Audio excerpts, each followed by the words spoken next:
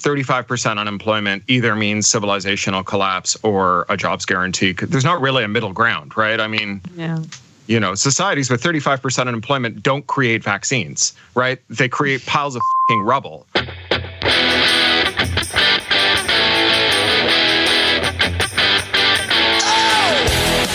This is the MMT Podcast with Patricia and Christian Riley.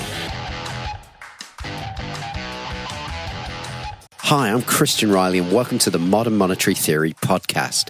You can find us on Twitter at MMT Podcast and you can support the show by going to patreon.com/MMT Podcast.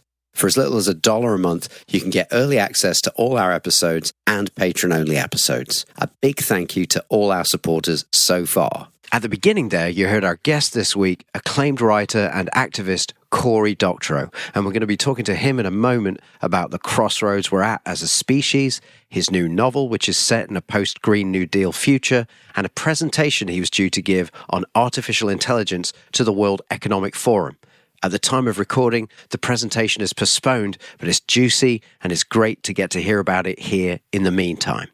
If you're new to MMT, one of its key insights is that if you live in a country with a modern money system, your government spends money by passing a budget and telling its central bank to credit the bank accounts of the recipients of the approved spending. And the new dollars, pounds, or yen are spent into existence by keystrokes at the central bank. The money doesn't come from a pile of collected taxes or anywhere. It's typed into existence. Many people have a problem getting to grips with this reality because generally our national conversation about government priorities more often than not likens the government to a household, a currency user instead of a currency issuer. We're told the nation's cupboard is bare, our credit card is maxed out. Therefore, how can we possibly afford to lift people out of poverty or prevent our own extinction? Well, I say, if pundits are going to insist on using a household analogy, let's get it right. If the country's a household, you've got the parents in the basement with a printing press, and they're able to print as many, let's call them parent bucks, as they want without limit. Nobody except the parents are allowed to print parent bucks. If the kids do it, it's called counterfeiting, and the punishment for that is getting sent to the spare room with no TV or internet for 10 years. The parents need the kids to do stuff around the house. Laundry, cleaning, cooking.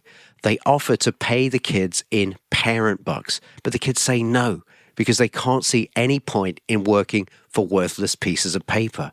But then the parents tell the kids that they'll need to pay a certain number of parent bucks to the parents every week, or again, they'll get sent to the spare room for a period of months or years. These payments the kids need to make to the parents are called taxes. The kids wanted to stay out of the spare room now need to find work that pays in parent bucks in order to pay taxes. And now the parents can spend their otherwise worthless pieces of paper into existence and the work gets done. What happens to the parent bucks that get paid back to the parents doesn't matter. The parents already have an infinite supply of parent bucks, so the parents shred the returned ones. The point of the parents taxing the kids was to get work done, not to pile up money that the parents can already create without limit. If more work needs to be done, the parents can raise the tax bill on the kids. But if the kids have already done everything that's been asked of them and they still haven't earned enough to cover their tax bill, they are by definition unemployed, i.e., they're looking for a way to earn currency, but they can't find it. The parents in this case have made a mistake. And to rectify it, they can do one of two things. They can lower the tax bill on the kids, or they can pay them more parent bucks to do more jobs. Or, in a dysfunctional family, a third option would be not to rectify the mistake and get the kids to blame themselves for their own unemployment. And this works because the kids get to vote for which parent is in charge every 4 years. So they chose this situation by free and fair elections. So ultimately, democracy wins as power shifts between the parents, both of them generally having the same view about who should do all the work and being of the same opinion that the system works just fine. Of course, that's all just an analogy. No government that understood its own monetary system would treat people in such a way, and no rational electorate would tolerate it. So, given that a government that creates its own currency can afford to buy anything for sale in that currency, including all idle labor, how does that insight play into today's world as we develop ever more sophisticated technology and automation? I think a good way to think about this came from Warren Mosler, the founder of MMT. And I'm just going to paraphrase. He's talking about the US, but I think this generalizes to other economies. He puts it like this, that robots and AI and automation are all part of an increased productivity story. And it's a story that stretches back at least a few centuries, back to when we needed 99% of humanity to grow all the food or we'd starve. But these days, only 1% grows all the food. And so those 99% are freed up to do something else. So then we needed everybody in manufacturing. But today, only 7% of workers are in manufacturing because of the same kind of productivity gains. So now we've got 90% of people in the service sector. And that means we can have medical services and an education system and just about everything we value as humans beyond food and shelter.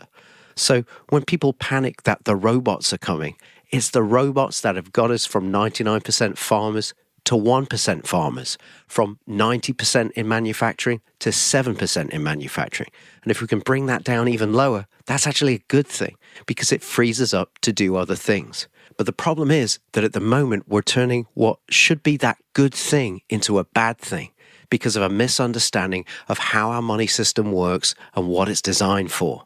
And it's a misunderstanding that feeds this idea that involuntary unemployment is a sad but necessary thing, and that we need to keep a certain percentage of people, human beings with things to offer, who would like to participate from being able to.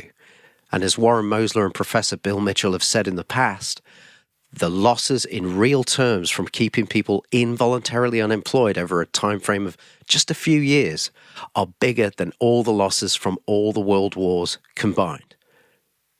So it's our mission here at the MMT podcast to change that misunderstanding of how modern money systems work and what they're designed for. And we thank you for your support in terms of time spent listening and thinking and questioning, and also recommending us to other people.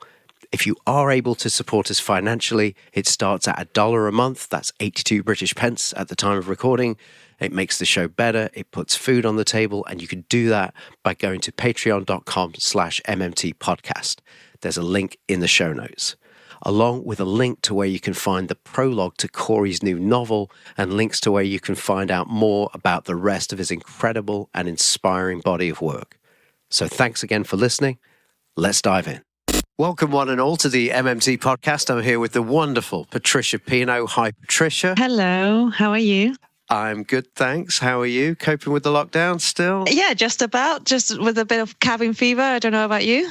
Yeah. Well, this is the first conversation I've had all day. Also, we are joined by a very special guest this week. We could talk about awards and praise that's been heaped on him, but I'm going to go ahead and call him the world's first MMT savvy science fiction writer. Ladies and gentlemen, everybody, and non-binary people, please welcome Cory Doctorow. Hi, how are you guys? It's nice to talk to you. Patricia, it's lovely to meet you finally. Likewise. Yeah, I'm sorry I wasn't there on the first interview, but I'm really excited of knowing about this book. It just sounds fascinating. Personally, I'm a newbie when it comes to science fiction, so I have limited knowledge on it. So forgive me if I come in here with a naive kind of perspective on it, but I'll do my best. Great. Well, yeah, I mean, it's if you can only understand it if you're a giant science fiction fan, then it's not good science fiction. That's a good point. If people look you up on Twitter, Cory, your handle is @Doctorow. Many people know that. But we can also see at the moment your Twitter name is currently Covered Dish People. Could you explain to the listeners what a covered dish person is? I think it's germane to our time. Yeah, for sure. Well, it's a reference to a novel I wrote in 2017 called Walk Away, or published in 2017 called Walk Away, which is a kind of post-apocalyptic utopian novel about a kind of post-scarcity leisure society, kind of early days of a fully automated luxury communism. And they're in the midst of the crisis and the action.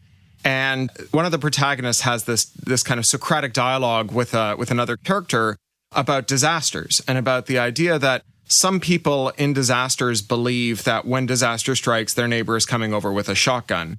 And if you believe that your neighbor is coming over with a shotgun, then when you see your neighbor approaching your house after the disaster, you should go get your shotgun, right? But the reality is, like from actual historic documentation and sociological literature, and particularly from a beautiful book by Rebecca Solnit called A Paradise Built in Hell, is that, you know, disasters are when people pull together, right? They're when people show up at your door with a covered dish with the food that would have gone off in their fridge because the power has gone out and they want to share with you, in which case, you know, your game theoretical optimal strategy is to greet them with a spoon, not a shotgun. And, you know, if the deadlock of everyone expects everyone else to come out with a shotgun occurs, then everyone does come out with a shotgun. And the way to break the shotgun is to show up with the shotgun deadlock is to show up with a covered dish. Just for the people that haven't read Walkaway, I just wanted to sketch out that future that you imagined there, because it starts off with a not too outlandish future where productivity gains and automation have made most of human toil redundant, and instead of the fruits of the gains being distributed evenly, we've got the 1% getting even more 1%y, mass unemployment. And then we've got these grassroots movements, and I think I identified 3 of them, or tactics. And that is, the first one we get introduced to is the Communist Party tactic, and then the Zeppelin movement is a kind of something that gets talked about as well. And then we go into the walkaway world. Is it worth just unpacking those? I mean, it's not science fiction without Zeppelins. Yeah. So communist parties are parties. They're not political movements. They're kind of performance art. You do communism at a communist party the same way you do birthdays at a birthday party. They're not for communists. They're for doing communism. And the people who are involved in the communist parties are people who are fed up and disgusted with a circumstance in which you have a factory that has the raw materials to produce goods, and you have people that want the goods, and you have people who can make the goods, but for some reason the spreadsheet says the goods shouldn't be made. And obviously this is a deadlock that lots of people are familiar with today, but also, you know, that we've seen in Greece and under austerity. It's a recurring motif, right? And when finance takes over your economy, is that spreadsheets start to declare which assets are productive, as opposed to whether or not people need the things that those assets produce. And so they do this as a kind of sport, or as a fun way to get together. They break into factories, they turn them back on, and they start making stuff and giving it away. And when the cops show up, they all scatter.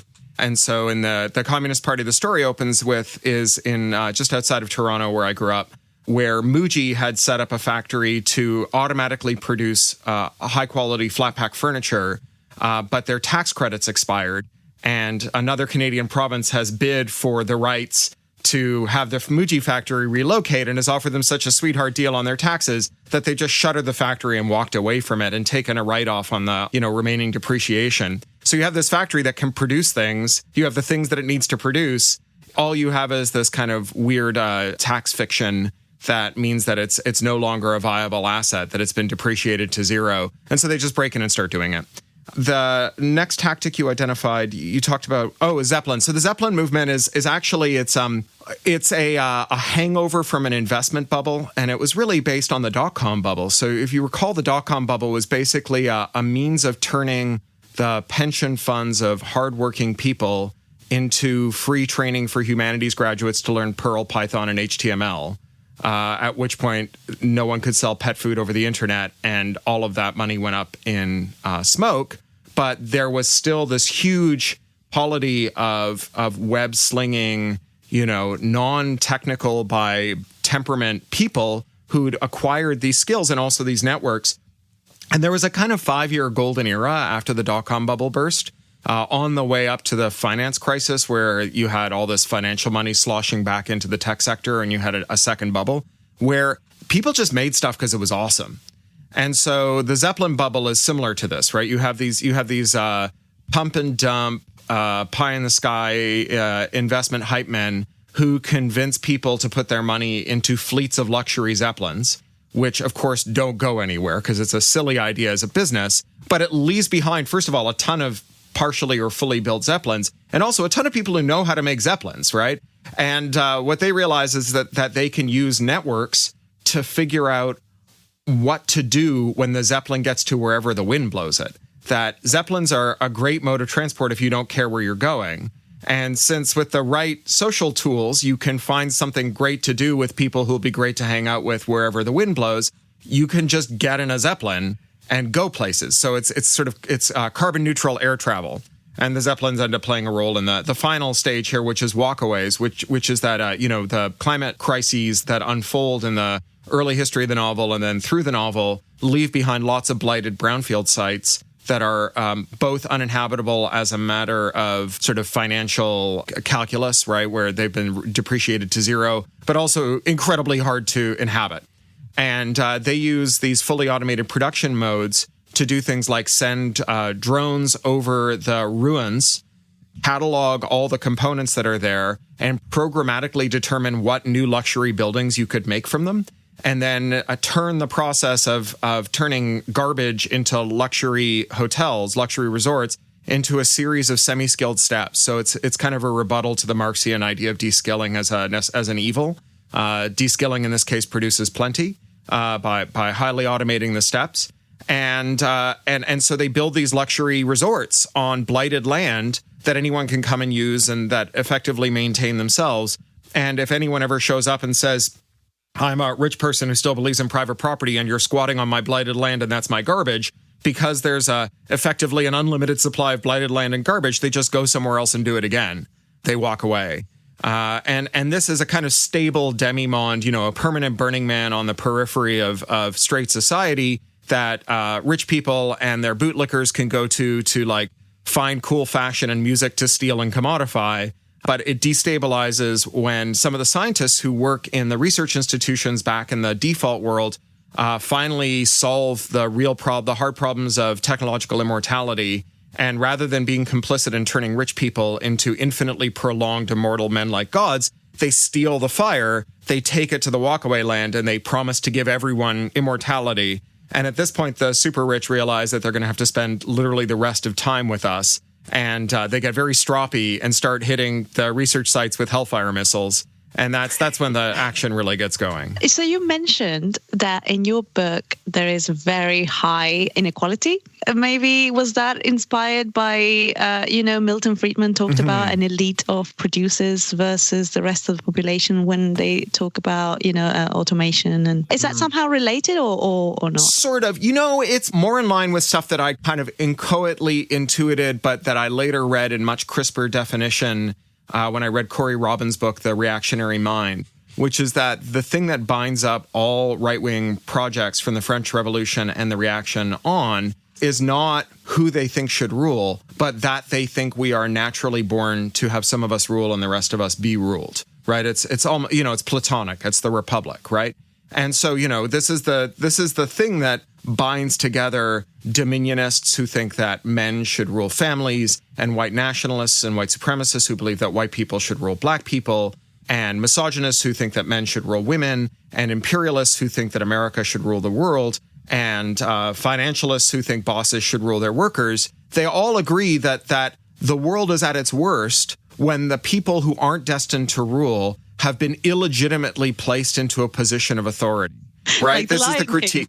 Yeah, exactly. Well, and it's the critique of affirmative action, right? Well, you see what we get. We had this affirmative action program that allowed a racialized man to become the president of the United States, and everything went to hell, right? If only we had stuck to the way that we knew things should be, which is that, grumpy old white dudes who eat a lot of fast food should be in charge of the country because they know the difference between a trucker cap and a baseball cap and can pronounce Gina correctly, then finally we will make America great again. And so, you see this in the right-wing fusion movements, both of the, Thatcher variety and the Canadian version of this and the American version. Right-wing fusion, that's got to be the worst restaurant ever, right? Oh, yeah, right. Well, it's good English food, isn't it? Sorry, I broke in there. So you see this, right, in both the rise and the fall of right-wing movements, because right-wing movements are like always these fusions of like swivel-eyed loons, super nut job evangelicals, sociopathic, money grubbers, Confederate gravy eaters, delusional conspiracists, whatever, right? Like nutjob racists, germaphobes, whatever, right? Like they all come together in these kind of motley coalitions that are powerful until they achieve leadership. And then they naturally turn on each other because while they all agree that someone should be in charge, they all disagree about who should be in charge, right? That's the Achilles heel. This is the Koch brothers getting angry about Donald Trump. Yeah, absolutely. Right? And, the left has its own problems with its coalitions fracturing. Obviously, I was raised by a Trotskyist, by two Trotskyists. I can tell you all day long about leftist internecine struggles. I think those have a different origin.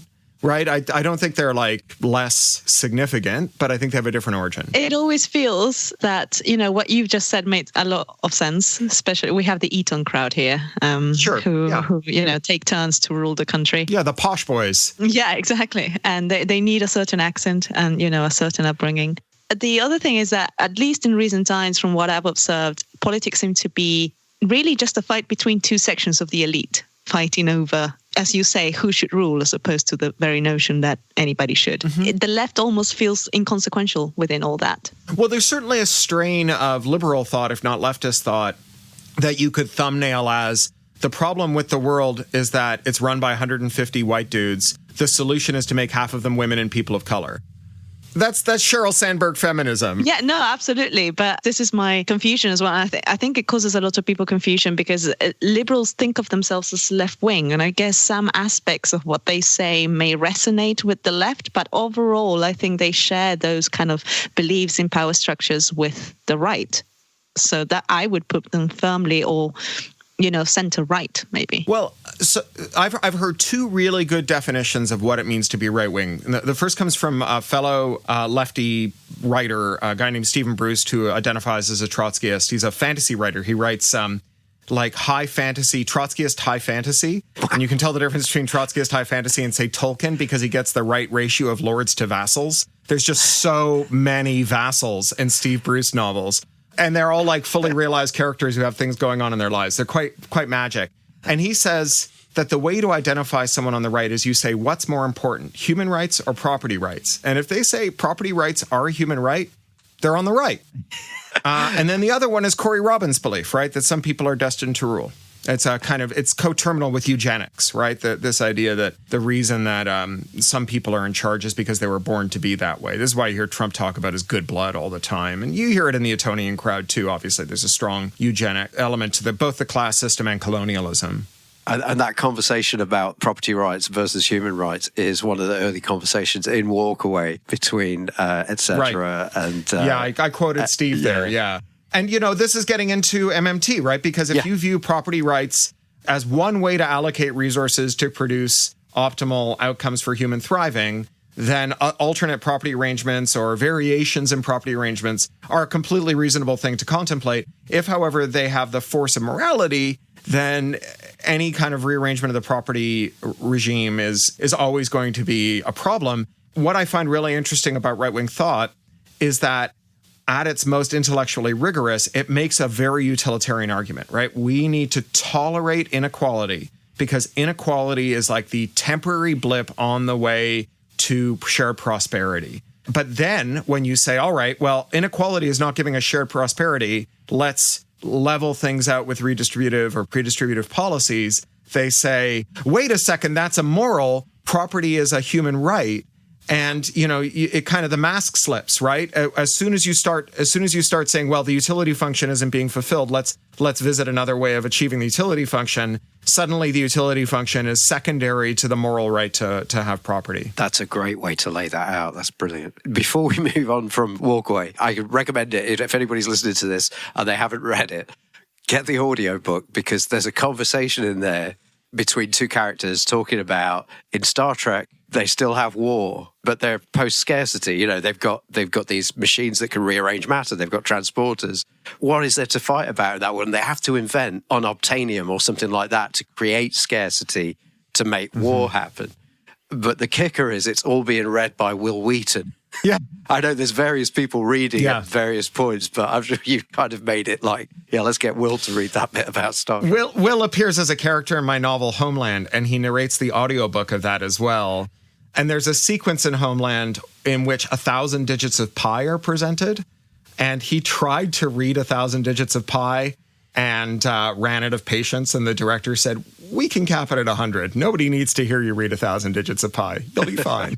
You should have had that. Like, that could be like an audio extra. Yeah. Well, there is an audio extra on the Internet Archive of him repeatedly losing his shit trying to read 1,000 digits of pi before the director takes mercy on him. So you can go and find that. Oh, that was okay. All right. That's brilliant. It's called something like Will Wheaton Reads Pi.mp3. So with Walkaway and also Little Brother and Homeland, these are great manuals for like how to proceed in these kind of circumstances. Like I read Little Brother straight away. I gave it to my son, and I'm waiting for him to hack his Xbox and sort the world out, basically. So anyway, we've seen tech, we've seen it get better, we've seen it replace human toil.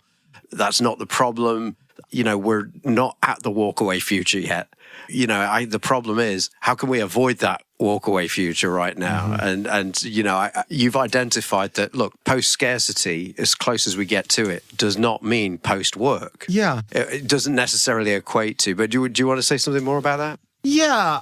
Well, I mean, I think I'm getting ahead here because I know we have scheduled to talk about, but I was just going to say that I revisited my feelings about post-scarcity. You know, my first novel, Down and Out in the Magic Kingdom, is a post-scarcity novel in light of the climate emergency. And so maybe that's where we're headed now, that I think the climate emergency basically heads off any kind of imaginary post-scarcity future for centuries to come. You know, when you contemplate the scale of relocating every coastal city, you know, the entire Thames estuary, 20 kilometers inland, I don't care how many robots we build, we're still going to need every pair of hands we can free. And that's before you start dealing with hundreds of millions of traumatized refugees whose islands have sunk or whose lands have caught fire. And before you start dealing with the remediation for endangered species, and before you start dealing with the pandemics, you know, this is not the worst pandemic we'll face in our lifetime in all likelihood, because both zoonotic and insect-borne pathogens move around like crazy when the climate changes, because you have a change in temperature and so a change in habitat. You also have the elimination of habitat that sends animals out. And so you have zoonotic illnesses moving into territory where there's no natural resistance and where there may not be any predators for the animals that bear the pathogen. And so, yeah, I mean, like we've got so much labor ahead of us for us and our children and their grandchildren and their great-grandchildren. It's cute as like a Duncan experiment to think about automation putting people out of work, but automation doesn't put people out of work. Economics puts people out of work, but automation won't put anyone out of work. That's a great way to put it. So you recently wrote this hopefully soon to be delivered presentation to the World Economic Forum's Artificial Intelligence Workshop. Mm-hmm. And you say in there you're an automation employment crisis skeptic. Yeah. And I guess you've probably just outlined why that is. But do you want to say more? Yeah, I mean, I think that's it in a nutshell. I mean, I also think that when you actually look closely at the case for automation as a serious problem for employment in at least our pre-pandemic society, there tends to be a lot of smoke and mirrors, right? Like, you know, you have this famous one where it's like Instagram has 100 employees and Kodak had 20,000. And, you know, look, we've replaced Kodak with Instagram. We didn't replace Kodak with Instagram. We replaced photo albums with Instagram, right? Kodak was replaced with like everyone who works at Foxconn making digital cameras. So, you know, that's just smoke and mirrors. And then the stuff about trucks and automation, again, is horribly overstated, in part because there isn't the lorry truck distinction in American English. So the Bureau of Labor Statistics classifies everyone who drives an HGV as a truck driver. And so you have the UPS delivery staff and the person who drives the milk float and the postal deliverer and the person driving an articulated lorry all classed as truck drivers. And then someone says, well, look, you know, you could have dedicated lanes for articulated lorries on motorways, and those would be highly automatable. Leaving aside that that's just basically an incredibly inefficient train, it's also only an infinitesimal fraction of all the people we call truck drivers. So when people go, oh, look, truck driver is the most common job in America in all of these states, and truck driver is very easy to automate, they're palming not just one card, but about 5 of them. Okay. With the speech, Cory, there's some great lines in there that I wanted to just sort of pull out. The first one I really liked was the locus of the problem with technological unemployment. It's not a technological problem at all. It's an economic one. Mm-hmm. I guess we've already visited the thought behind that. But then I like this one. Blind adherence to government austerity destroys capacity. It doesn't build it. And then you talk about California's situation. Yeah, I mean, gosh, if you ever needed an example of the MMT thesis that governments can get all the money that they need, but that the thing that limits them is the productive capacity of the society that has things for sale in their currency, just look at California. I know it's not a sovereign currency issuer, but in a rational environment, you'd assume that the federal government would make funds available to California to fight coronavirus. It's the 6th largest economy in the world. And in 2006, then Governor Schwarzenegger, a phrase that feels ridiculous even at a 14-year remove, allocated $200 million for an emergency stockpile for a coming respiratory pandemic. They procured millions of N95 masks, tens of thousands of hospital beds that could be set up in community halls and school gymnasia and so on to make temporary hospitals, and also 2 complete portable hospitals that could be set up anywhere in the state in a matter of days, as well as thousands of battery-powered ventilators. Do you think that because Arnold Schwarzenegger has experience with sci-fi, that maybe he could foresee? There was, I forget which pandemic it was, I think it was SARS, that basically convinced him to do this. I don't think it was being in Philip K. Dick movies, but maybe. But he, in 2008, there was a financial crisis, and we decided to make the bankers whole and not anyone else. And we also decided that we needed to balance our budget in California. And so we had a multi-billion, I think it was a $60 billion hole in our budget that year. And the state legislature had been allocating about $5 million a year to recharge the batteries on the ventilators and pay for the warehouse space and the air conditioning for the climate control for the materials for this pandemic. And they zeroed out that $5 million budget. Okay, so that was 2008. 12 years later, even if they had paid the most ruinous, usurious interest rate on that $5 million deficit, because they're obviously not a sovereign currency issuer, even if they had to borrow that money from some arm-breaking payday lender, they would still have been ahead to continue to spend $5 million a year to keep our emergency stockpile going than to save the money instead of the productive capacity, instead of the material capacity. And today, that decision, it's been really ghastly in California. We're in really serious trouble here. And the CDC, as we record this on the 5th, the CDC has just leaked some documents to the New York Times, a slide deck where they project 3,000 deaths a day by the end of this month, so in 26 days, which is a 9/11 every day. Yeah. And, not all that will be in California, thankfully, but there are versions of this across America. So, in times of crisis, governments can make money appear by hitting zeros in a spreadsheet, Chris, as you're wont to say, it's the biggest risk of that is carpal tunnel syndrome. But it doesn't matter how many zeros you type if you haven't built any productive capacity during the years in which you could have procured things when there wasn't a crisis going on. Dollars don't do you any good in a crisis. Materials and productive capacity do you good in a crisis. I think here that we've discovered exactly the same thing. I mean, our government, being monetarily sovereign and all, a few years back released a report about not planning for a pandemic, and it rejected the idea of stockpiling PPE and protective equipment because it was, I quote, too expensive. Yeah, and now, yeah. I mean, I'm a British citizen. I lived in London for 13 years. I only moved here in 2005. You can tell by my accent. But yeah, no, I one of the things that precipitated our departure was the prospect of 5 more years of Tory rule. I mean, the coalition was terrible. Where are you going to move to next? Brazil, following this trajectory. Well, this is the thing that I learned in the move is that it doesn't matter where you go because this is a global phenomenon, right? Just like the pandemic. And I'll tell you, it's a bit off to one side, but I'll tell you the thing that gives me some reason to think that the U.S. is not a terrible place to be for this, which is that it has a well-developed constitutional tradition. So unlike the unwritten constitution in the UK, which is incredibly nebulous, as we learned in the Brexit referendum, or like Canada's brand new constitution that was only patriated in 82 and that, tried to strike a balance between the absolutism of US constitution and the vagueness of the British constitution, and as a consequence has all these loopholes that bad leaders keep driving bad laws through. The U.S. has got a fairly rigid constitution for better and for worse. The Second Amendment is one thing, but so's the First. And even really shitty judges appointed by terrible presidents with terrible track records, tend to be not entirely terrible on the Constitution. And so you see this with Trump, although some of his plans have gone through, a large number of them have collapsed because he lacked the institutional competence to make them compatible with the Constitution. And even judges he appointed have told him that he can't do what he wants to do because this is bedrock, right? Because everywhere you go, there's a lot of slippery stuff on top of the bedrock. But in the US, the bedrock is under a much smaller layer of slippery stuff. And when you reach it, it's remarkably solid. Some of that's my bias from having worked for an impact litigation civil liberties group, the Electronic Frontier Foundation, for 18 years. But some of it is just watching what's happened during the Trump administration.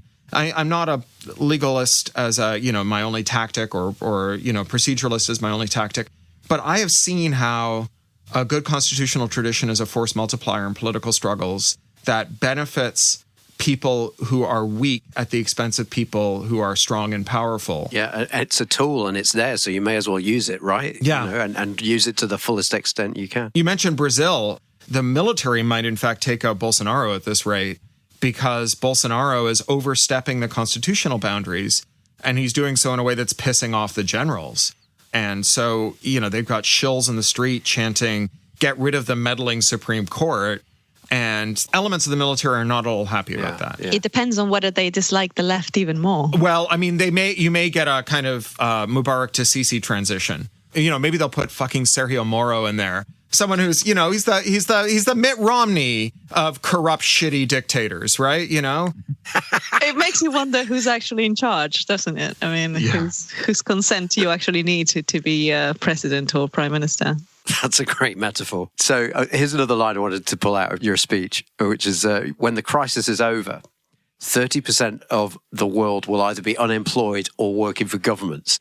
And this isn't after an AGI singularity. It's like next year. Yeah. Well, sure. And I got this from a very good episode of Trash Futures, another comedy lefty British podcast. It was their season opener. They started a new season after the rout of Corbyn as a kind of like, this is a new era in British politics, and we're going to have to figure out what it means to us. And they talked about how the worship of the arbitrary line of the market has been the author of so much misery.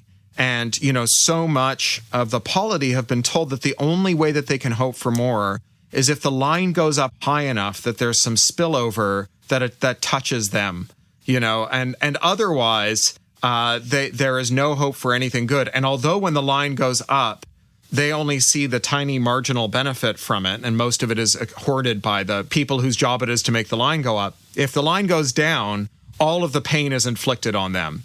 And they said, one of the consequences of any outcome from this, especially given the reluctance of governments to socialize payrolls, except in a few places, is that you're going to have mass unemployment.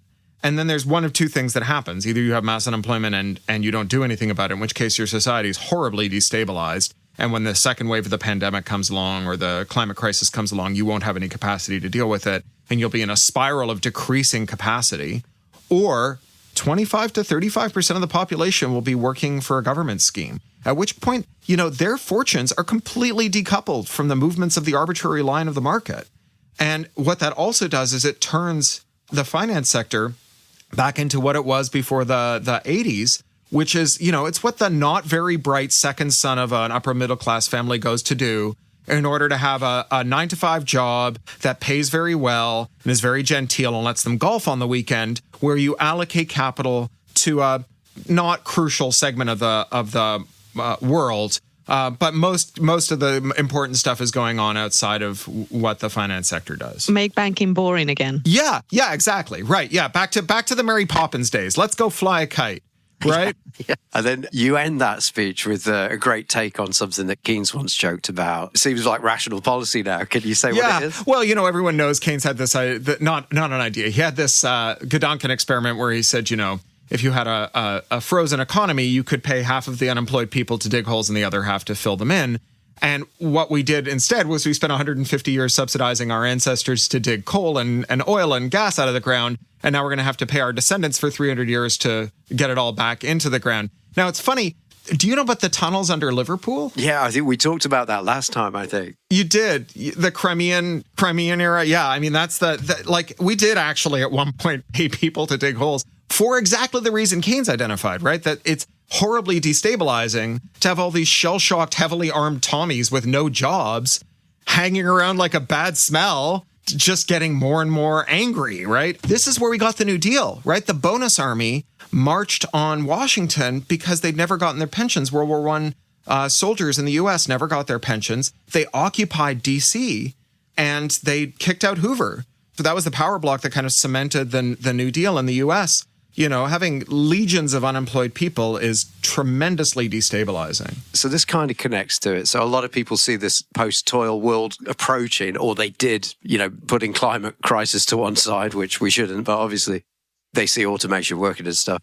And they think that when people in the MMT community start talking about job guarantee, they see it as an obstacle to their post-work vision because it's got the word job in it. Which is unfortunate, you know, because it's like, oh, you want to give us a job when, you know, jobs are becoming more and more redundant. That's crazy. And, I think it's the other way around. It's the only way to ensure that the work is distributed equitably. But what do you think about that? Well, I mean, you know, something needs to be done to allocate our capital and job creation more wisely, right? I mean, there was someone just posted a meme in one of the feeds that I follow. That's the boyfriend looking over her shoulder at the sexy lady meme. And the sexy lady was Quibi, the terrible multi-billion-dollar streaming network that just launched and tanked.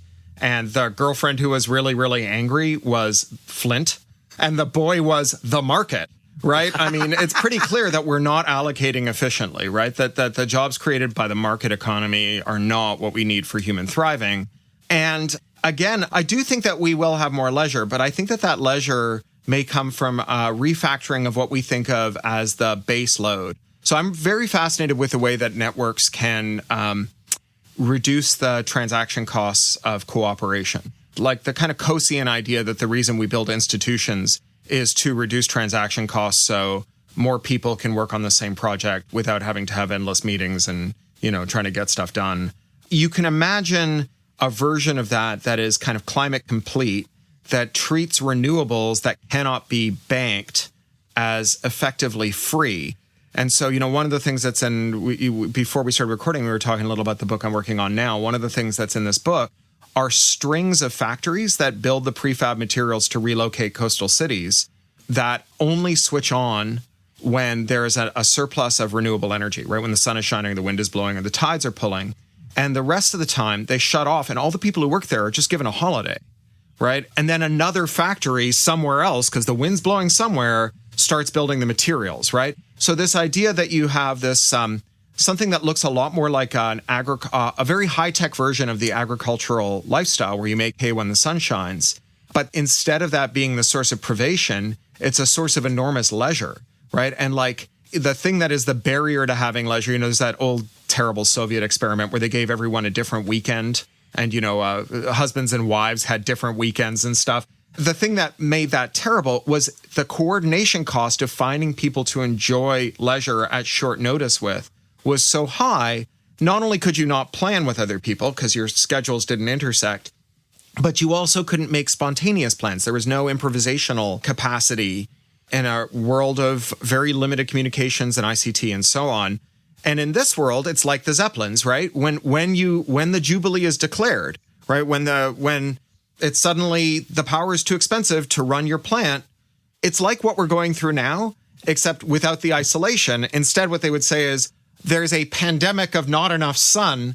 Everybody just go have a block party. And you could find where the good block parties are on your phone, and you could, you know, figure out who else had time off and who didn't, and just use an app and find those people. And, you know, if the app was cooperative and non-extractive and non-exploitative and not built around surveillance, then you have this like very joyous future where there is so much work, but also so much leisure. It's just not the rigid locked in leisure of 8 and 8 and 8, 5 and 7, Christmas and New Year's. It's like, it's holidays smoke them if you got them holidays, right? Nothing to do, take a break. Right. And not only that, but here's the other person who's got nothing to do. And here's the thing the two of you can do together.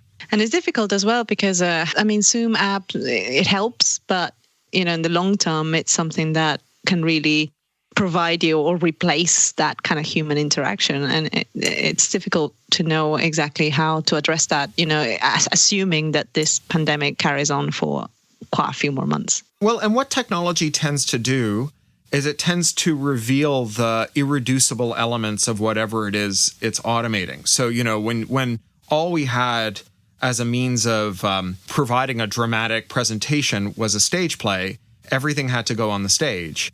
And there were some things that you just couldn't put on a stage, right? But there were also lots of things that were on the stage because there was nowhere else to go. And when the silver screen came along, there were a bunch of things that, first of all, came into existence that couldn't have been there when there was a stage, but also a bunch of things left the stage for the screen because they were always suboptimal on stage. They were better suited to the screen.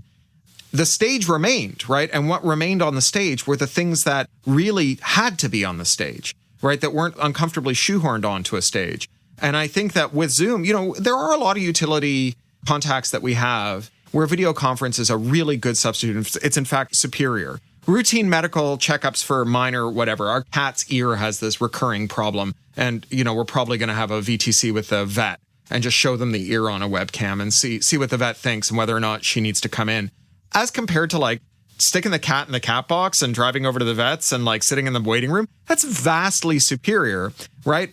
What it leaves behind, though, is irreducible. The stuff that you really want to do, that's the stuff that we really needed the human contact for. The stuff that we go on doing afterwards will be the stuff that was only human contact out of force of habit. I mentioned earlier on that I hadn't read much science fiction, and I think I'm going to fix that soon. One of the reasons why I wasn't, kind of immediately attracted to it is because maybe the science fiction that I read, it seemed to me more concerned about the practical aspects of set future or set situation or scenario.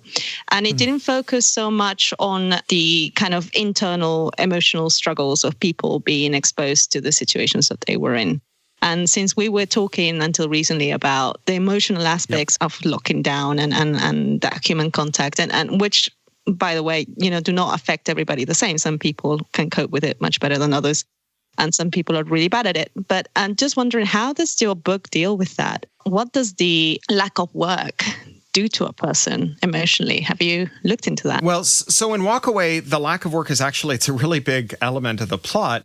There aren't many jobs in Walk Away. It is a fully automated luxury communist future, and people want to work. And they actually hoard the jobs, right? What little work there is, they go off and they do. And it's very unseemly. And it's a thing that they often struggle with, both internally, where it's I don't want to count up who's doing more. And I certainly don't want to say that I'm more entitled to the fruits of this project than anyone else because I did more than anyone else. But at the same time, they find themselves caught up in doing it. And there's a showdown in the book between two different factions within a walkaway in one of these luxury resorts where one guy wants to quantify everyone's work and build these leaderboards that show who's done the most and who's the most productive and so on, straight out of existing programming technology, stack ranking, and all these other toxic workplace tactics in the tech industry. And the woman who is in fact the most productive person and knows it, as does he, who is his nemesis, says, no, we shouldn't do that, because it sets up perverse incentives. It's like measuring GDP as a proxy for productivity. There are lots of ways to make the amount of jobs you've done go up, like doing a lot of jobs badly, or doing a lot of jobs that don't need to be done. Or if you want to be the person who finishes the puzzle, you can hide one of the pieces. That doesn't make you the best puzzle putter together. It just makes you a jerk, And so they have a huge showdown over it that ends with him leaving, ends with her leaving, rather. She takes all of the people who are true believers and dequantifying and decommodifying your labor with her, and they build another inn. And then within 6 months, that inn has fallen apart. The one where they're quantifying the labor has fallen apart. She predicts it as well. Yeah. She predicts that it'll end in chaos. That's a great bit in the book as well. Whose law is it? Not Wortham's law. Whose law is it that any proxy for an underlying phenomenon becomes decoupled from the phenomenon as soon as you start to measure it? Fredrickson's law, someone's law. That basically, like, my wife always says that any number you put on the wall will go up. Because it's always, the reason we choose those numbers is always retrospective. We look back and we go, oh, this was a good measure of the phenomenon that we care about. But it doesn't tell us whether it is always a good measure, whether it can be moved independent of the thing we care about. So look at Google search. When it started off, it just counted how many links went to different web pages. And it said, oh, pages that have more links are more valuable because there's no reason to make a link to a web page unless it's valuable. And as soon as Google became the dominant way to search, like making links to web pages isn't hard, and links to web pages ceased to become a worthy proxy for how valuable a web page was. And you got link farms, right? And so that kind of dynamic analysis where you say, not was this retrospectively useful, but will it be useful prospectively in an adversarial environment in which someone is trying to make the number go up without trying to make the underlying phenomenon go up? I mean, this is what we're seeing a lot with machine learning, where, you can make a lot of numbers that you like to go up with machine learning without actually addressing the thing that you care about, right? If you say, oh, well, we're going to use machine learning to tell the police whose neighborhoods to go into and whose pockets to turn out, that the machine learning algorithm and the people who sell it can use it as a form of empirical face wash that makes stopping and searching brown people look like math instead of racism. You see a lot of it in social media, don't you? People are counting likes and shares. That's not why you should be producing this content for. What are you measuring? Measure the right thing. The child-rearing version of this is when your kid realizes they can get more of your attention by making you angry at them. That's Milo Yiannopoulos, right? Yeah, for sure. Yeah, for sure. So let's say a bit more about your new novel, Cory, before we wrap up.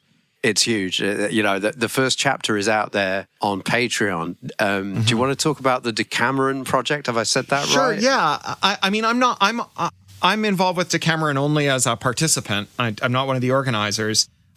Right. Joe Walton and a group of other writers, including Ada Palmer, who you guys would really dote on. She's a Renaissance historian who studies heterodoxy and banned information during the Inquisitions, primarily in Florence. So witchcraft, sorcery, homosexuality, heresy, heterodox religion, all kinds of political free thought, all kinds of stuff, and primarily in Florence. And she started to take Joe, who's a Welsh writer who relocated to Montreal, to Florence on some of her research trips. And Joe has fallen in love with Florence and with antiquarian scholarship. So first she wrote a trilogy in which everyone who ever wanted to live in Plato's Republic is snatched up by the goddess Athena from antiquity all the way to the 23rd century and plunked down in an island in 500 BC. And it's the island that is destined to become Atlantis when the volcano blows. And so they know that it'll all be erased. And Athena says, right, here you are, build the Republic. And it's a terrific trilogy. It's very, very good. And then she wrote another book about that is the story of Savonarola going to hell over and over again. It's sort of Groundhog Day meets Roman Catholic mysticism from the 17th century. Also amazingly good, called Lent. And then the new one is a book that she's just finished that's a novel told from the point of view of a character in the author's head, who is a kind of stock character who the novelist calls on to be a repertory player in every novel she writes. And she's at the end of her life. She's 30 years old, or 70 years old, rather. She's written 30 novels. She's writing her last novel because she's dying. It's set in a fictionalized Florence where the Renaissance never ended. The gods left the world, ended progress, and made everyone immortal. And this character who's telling the story, as the novel is unfolding, the novel that's set in this world is inside this other novel that's being told by this character. Is in the first novel, he's coming up with a plan to bring the writer with him into the novel so that they can both be immortal. Anyway, this is all to say that she's obsessed with the Decameron, which is this novel, Florentine novel about people in lockdown during the plague telling each other stories. And also obsessed with Florence. And there's a charity in Florence that benefits people with books and resources. It does a lot of refugee outreach. And so they started this thing called the Decameron Project. It's an open access Patreon, so there's no exclusive content. And they solicit from writers material, new material or old material, to post, and with the money going to benefit this charity. And so they've just concluded their first month. In fact, I'll open the email here because I got an email from her as we were starting. So they have raised $3,000 for the charity Cittadini del Mondo. Oh, it's in Rome. I beg your pardon, not Florence. They have a clinic and a library and work with refugees in Rome. And $3,000 is a lot of money for them. They're a real shoestring operation. So anyway, the Decameron Project is still going. All kinds of writers are contributing to it. in part because Joe and Ada are both such lovely, lovely people. Like, as far as I can tell, they have no beef with anyone. They're just sweet and kind and brilliant writers, and the cause is good. And, you know, some of us are sitting in our houses writing as a way of coping with stress. So, yeah, I gave them the first chapter, the prologue, really, of a novel I'm working on called The Lost Cause. That is, it's a post-Green New Deal MMT novel. It's a utopian novel about truth and reconciliation with white nationalist militias after an MMT just transition that creates what they call the first generation in a century that doesn't fear the future. And it's about what you do with the people who are on the wrong side of history, who, although everyone else believes they're living in a utopia, for them it's a dystopia.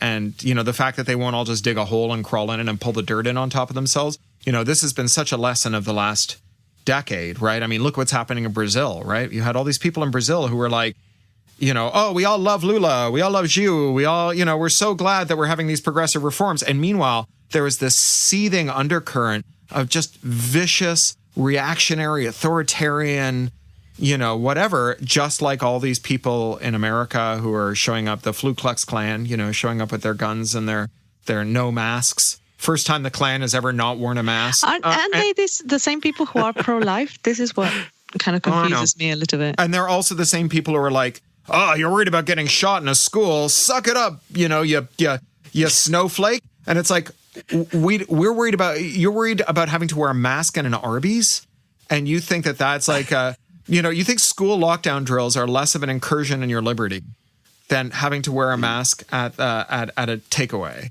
You know, come on, guys. What I loved about that prologue is that the population's been disarmed as well. Yeah, and in English style, they're running around splashing acid on each other.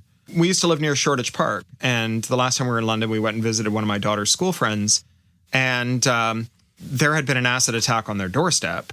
And then during the memorial service, there was another acid attack where people from the same gang rode by and squirted acid on the people at the memorial.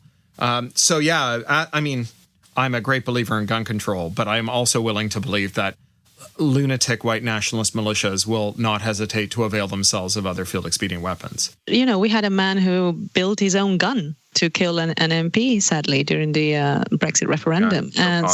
You know, if you want to, you find a way to do horrible things. It's just, I guess, not having the gun help. Hate finds a way. It's about changing the characteristics of who can attack you, when and how much damage they can do, right? They've kept the gun stores open in California, which is outrageous. You know, there are all these preppers who think that you can go shoot germs. It still takes like 10 days to get a gun. And in places where there is a cooling off period to get a gun, there are far fewer intimate partner shooting deaths. Just because the 10 days makes a difference, right? The number of nutters who are, on the one hand, deranged enough to go kill Joe Cox, and on the other hand, sort of together enough to mill their own firearm is small relative to the number of nutters who might want to kill Joe Cox, right? It's a subset, right? So you're reducing your attack surface. You know, one of the things that's really scary about MI5 and the NSA and other intelligence agencies discovering and then hoarding defects in widely used software so that they can attack their adversaries with them is that when they lose control of them, people who are really dumb can use them to create cyber attacks. So like you remember the ransomware waves a few years ago when whole NHS hospitals were going offline, turning into basically into morgues, right? A hospital without computers is a place you go to die. And the people who were seizing those hospitals, they were using this leaked NSA cyber weapon, and they were dum-dums, right? They weren't like the NSA who are like, well, we're going to use this sparingly against our adversaries. I mean, I still don't want the NSA using them, but like they're not indiscriminate because they're playing this iterated game. They want to be able to attack people forever. These were like people who, when they got a hospital and took it over and infected all the computers, their ask was, give me $300 and I'll give you back your hospital, right? You know, the only example I can think of is like one time I was in Vancouver renewing my U.S. work visa, and I hired a car in Seattle and drove because I had to drive back again and go to the U.S. border thing. And so I stayed overnight in Vancouver, and I parked my car in a multi-story car park in Gastown, which is where it was the principal point of ingress for heroin into the Americas, and it had a horrible opioid epidemic. And I left a 25-cent piece on my dash. And someone smashed my window to steal a quarter, right? Because they're not making rational calculus, right?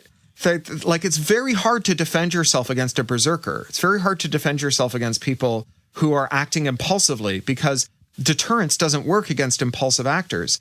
And the thing that raising the threshold for acquiring a lethal arm does is it changes who gains access to lethal arms. It becomes people who are not acting impulsively. They still may be acting badly, but they're not acting impulsively. Yeah, I think if they put the same kind of measures on Facebook posts as well, that could go away. You know, you type it all out, then you hit sort of post, and then it sort of gives you half an hour. Yeah. And then it comes back to you and goes, you still feel like this? I mean, emails would be great. Yeah. Yeah.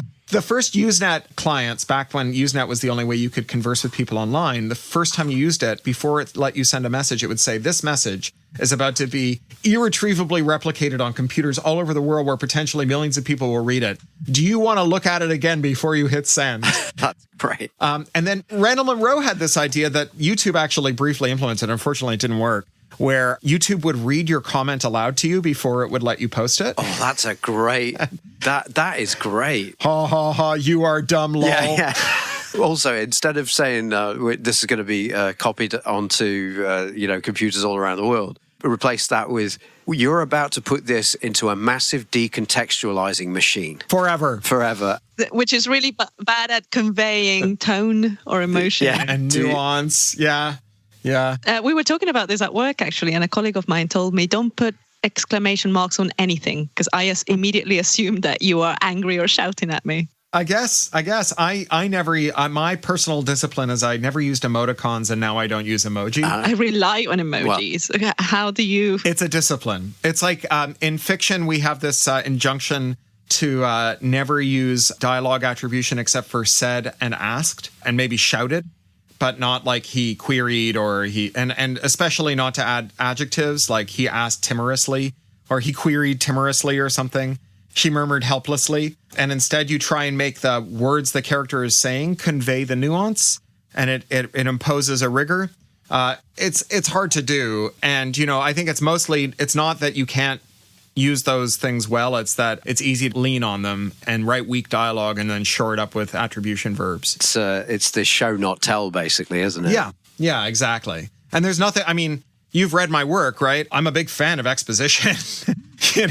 I mean, show not tell is more what you call guidelines, to quote the immortal Pirates of the Caribbean. The great thing about much of your work is there is tons of exposition that needs doing. For instance, the Communist Party, of course, you do that thing of like starting the story in the middle, right? We're in the middle of this party, and it's a great juxtaposition as well, because it's a party in the sight of what we would call work, like pure drudgery. So it's like We're doing pure leisure against the backdrop of pure work. Is that thing about not adding adjectives, is that about allowing the reader to make their own judgment as to the tone that is being used at that moment? No, it's just such a habit of melodrama. They call them Tom Swifties.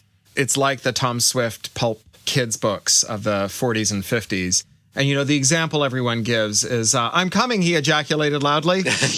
I mean, this is why I love reading the old Sherlock Holmes stories. Yeah, I was going to say, you see a lot of this in Doyle. Yeah, and, it's I just published a column about this. I had a revelation last year when I was teaching a writing program that it's not that you have to know the rule to break the rule. It's that the rules are actually just signposts for things that are easy to get wrong and hard to get right. And so if you have a story that's not working, and you want to figure out where you are likely to have screwed up, you should start with the steps that are hardest to get right and see if that's where you made a mistake.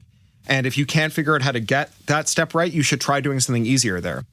It's a very different proposition to the normal way that is proposed, which is that you have to know the rules to break the rules, and you have to be an expert before you can whatever. And it's not that at all. It's just that, actuarially speaking, if you're doing something really hard, you are more likely to make a pig's ear out of it than if you're doing something easier. And so if things come out as a pig's ear, look for the hard stuff as a kind of diagnostic step to figure out where you might have gone wrong. Are you trying to subtly advise us about how to make the podcast? No, not at all. I love this podcast. Although, as I said last time, I want to hear you guys go head to head with the Tax Justice Network, because I think you're all in the same place. But they talk a lot about tax avoidance starving the coffers of the assets needed to do good work. And I think in the context of the developing world where the majority of debts are not denominated in the currencies that they issue, that is a good approximation of what's going on. You know, absconding with Venezuelan currency or whatever weakens the economy. Sure. After you said that, I did look back because I thought, I'm sure, you know, Richard Murphy is tax like research, one of the top people at the Tax Justice Network. Yeah. So we did an episode with him, and we did it early on. Oh, really? So maybe episode 8 or something like that. In fact, our very first episode is me and Patricia discussing Richard's blog. He did a blog post about they were trying to introduce hypothecated tax for the NHS. So putting in people's minds like, this bit of extra tax that you're paying, it's for the NHS. He'd written a blog post going, well, you know, this is why this is completely wrong. And, you know, once you start tying this to that, you know, it goes really bad really quickly. And the whole myth of taxpayer money. Oh, good. And Patricia introduced me to that because I'd not read his blog before.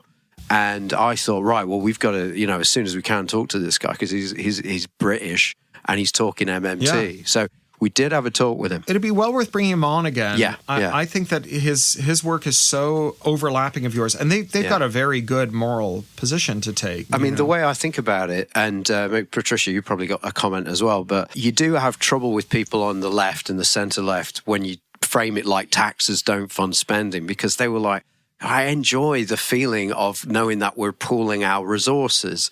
It's where I'm at, conscience-wise.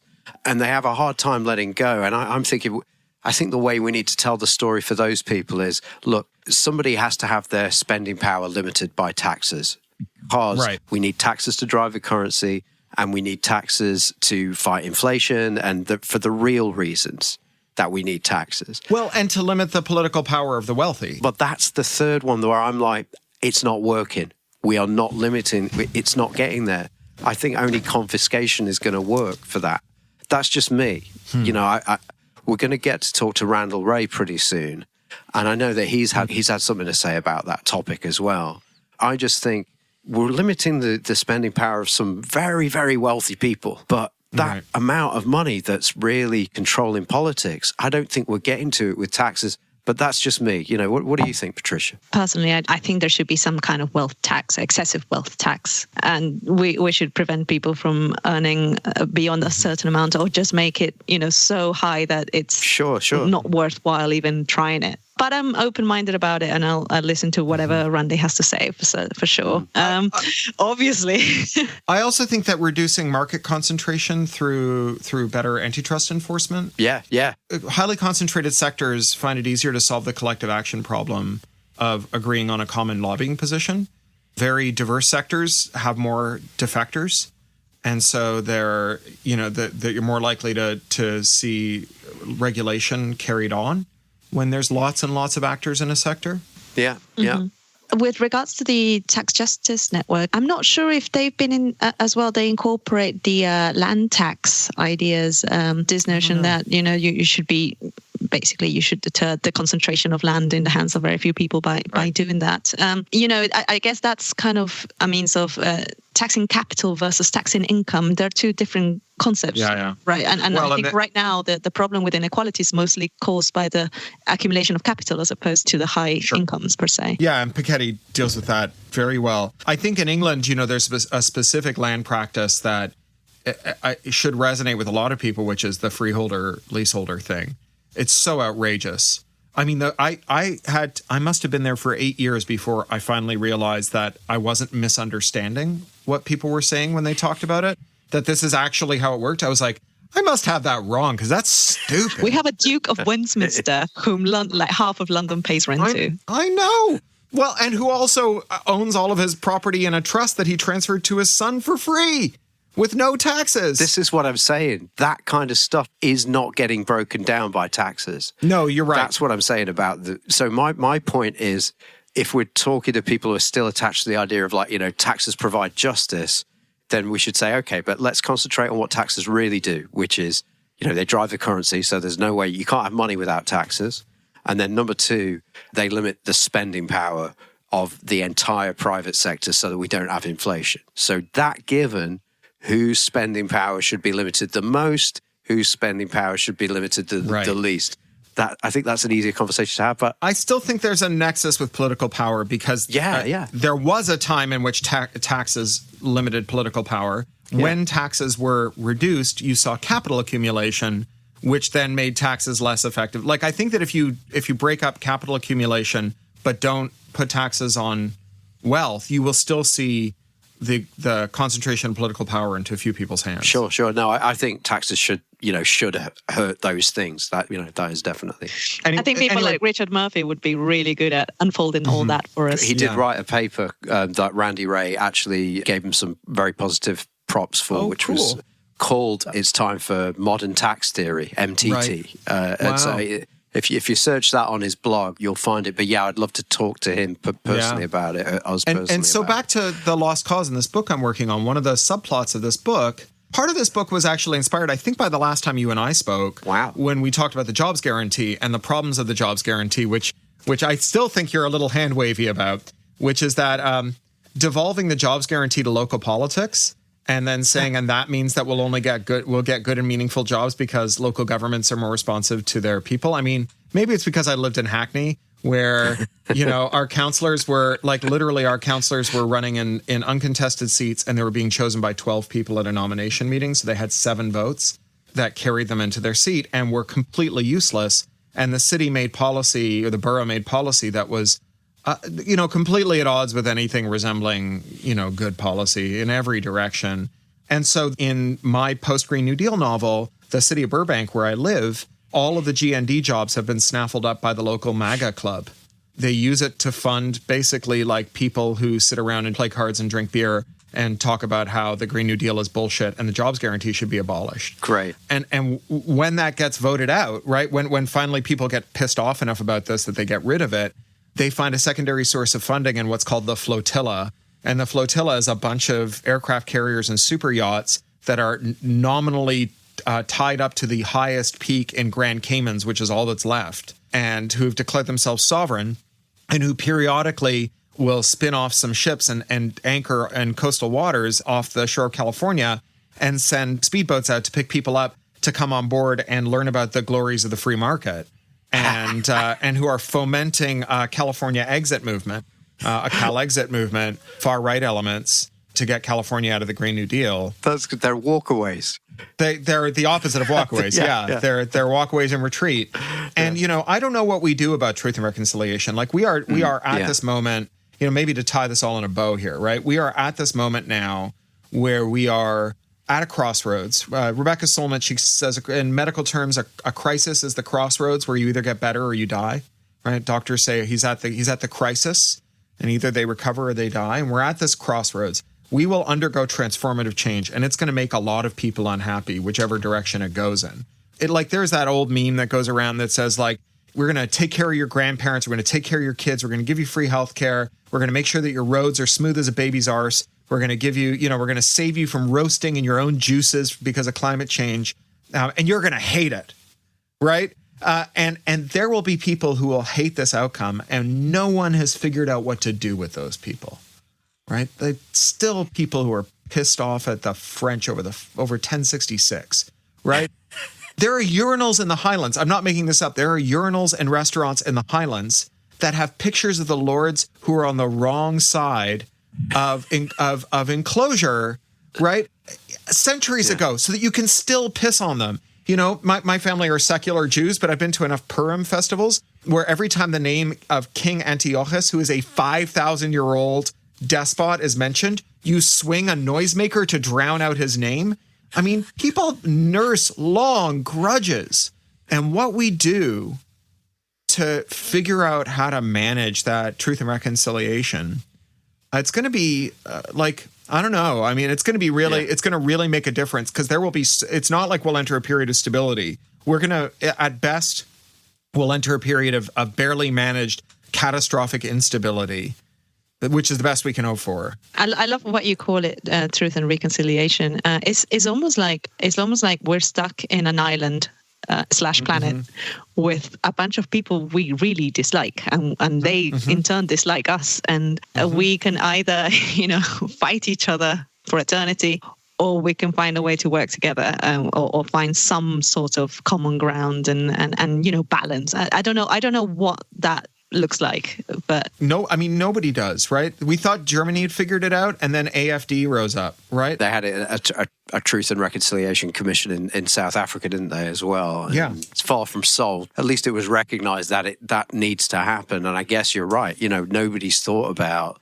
particularly progressives. Actually, I'm probably talking out of turn here. I mean, I don't think anyone's got an answer. I don't think anyone's got an answer on any side. So I take a lot of my instruction on this from a friend of mine called Patrick Ball, who's a statistician, and he's a forensic statistician who works with truth and reconciliation and genocide trials. So they take the fragmentary evidence of crimes against humanity and they extrapolate the full scope from rigorous statistical sampling. So they figure out what was undercounted and what was overcounted. Last year, they found a bunch of unmarked mass graves in Mexico that narcos had created using statistical methods to identify where they were likely to be, and they found a ton of them. And he's been through a lot of these, including South Africa and East Timor and Ruiz Monte and so many others. And they're a mess, right? They're just a mess. Nobody knows what to do about this. And in some ways, it just invites people to just keep being shitty. Because if they're like, if I stop being shitty and we're still going to be enemies, and this is not going to end, I don't know. This is the part I actually kind of despair about. Well, we're back to covered dish people, aren't we? Yeah. Yeah. We're exactly back to that. When you think about the fights that you've had, so one of the things about Back to Walkaway, is it's a novel about primarily where the drama is driven by people who agree with each other and like each other having irreconcilable differences. Those are the hardest differences to navigate, getting into a shouting match with some BMP fascist at a demo, that you don't turn that over in your head for years to come. But the only thing worse than losing an argument with a family member around the Christmas table is winning an argument with a family member around the Christmas table. And when you think about how you've ever reconciled, it was just with someone showing up and saying, look, I don't know what happened. I'm sure you think you're right. I think I was right too. I guess we were both kind of dicks there. I love you. Can we be friends again? Can we be family again? And that's the only thing in my experience that makes it work. I don't know that we're ever going to do that with, the Kochs, the Mercator Institute, UKIPers, whatever, right? I mean. Well, that's a great positive note to leave it on. No, but I mean, it's going to take big imagination, isn't it? And obviously, it's great that you're on the team, Cory. Oh, thanks, guys. To leave it on a more positive note, there's a quote by one of my favorite writers, Gabriel Garcia Marquez, which says, 1 minute of reconciliation is worth more than 1,000 years of friendship. Beautifully said. Beautifully said. Hey, I should also add, because you said such nice things about Little Brother and Homeland, the third Little Brother book is coming in October. It's called Attack Surface. We're just mastering the audio now. I was actually listening to it for edits before we jumped on this call. Great. It's going to be great. It's a book about the young woman who's at the beginning and end of Little Brother, Masha, who's a surveillance contractor. And it's about her reconciliation with what she's done, right? With working basically for, something like the NSO group, basically. And her realization that she's been on the wrong side of history and what she does about it. Brilliant. Oh, I look forward to that then. Did you say October? October. Yeah. I think it's October the 1st in the UK and October the 12th in the US. Brilliant. And your novel, Lost Cause. Sorry. Lost Cause. Yeah. I'm hoping to have that done by Christmas. I never sell the books in advance. Sure. So, I mean, I've been lucky enough that every book I've done has done better than the previous one. And so the longer I wait to sell it, the better a deal I get out of my publishers. I don't know what it's going to be like this year. I have 3 books out this year. They're reissuing Little Brother and Homeland this summer. With a new introduction by Ed Snowden. Wow. And then my first, it's going to be great. It's a beautiful introduction. And then my first picture book, a book called Posey the Monster Slayer, about a little girl who doesn't go to bed because she likes tearing apart her toys and making field expedient monster hunting weapons out of them, and turns her parents into zombies because they can't get any sleep and they're the monster she can't defeat. That's coming out also in July. And so I had 6 tours planned in the UK, the US, Germany, and Canada. And I think they're all going to be canceled at this rate. So I don't know what I'm going to do about these books. But if you like my work, there's a lot of it coming out this year. It's all at craphound.com anyway, right? All things you are. Yeah, and you can find, I'm doing a daily blog now at pluralistic.com. I wrote Boing Boing for 19 years with some colleagues and struck out on my own in January. So if you go to pluralistic.net, you can find heaps of my stuff. And then if you pre-order, if you're in the US anyways, it's coming to the rest of the world. But if you're in the US and you pre-order Attack Surface, there's a Little Brother short story called Force Multiplier that you get for free, both as an ebook and an audiobook. And so that you can do that now. And then we'll have the UK and rest of the world very shortly. Great. Well, can't wait to talk to you again. Can't wait to read your work, Cory. It's been great talking to you. Thank you very much. P-Dog, thanks, guys. It's been great talking to you. Let's do this again when the book comes out. Yeah. Oh, I'd love to. Keep washing your hands, please. You too. Mask up. It was an absolute pleasure. Thank you. All right. Thanks, guys. Cheers, Cory. Bye, everyone. Bye.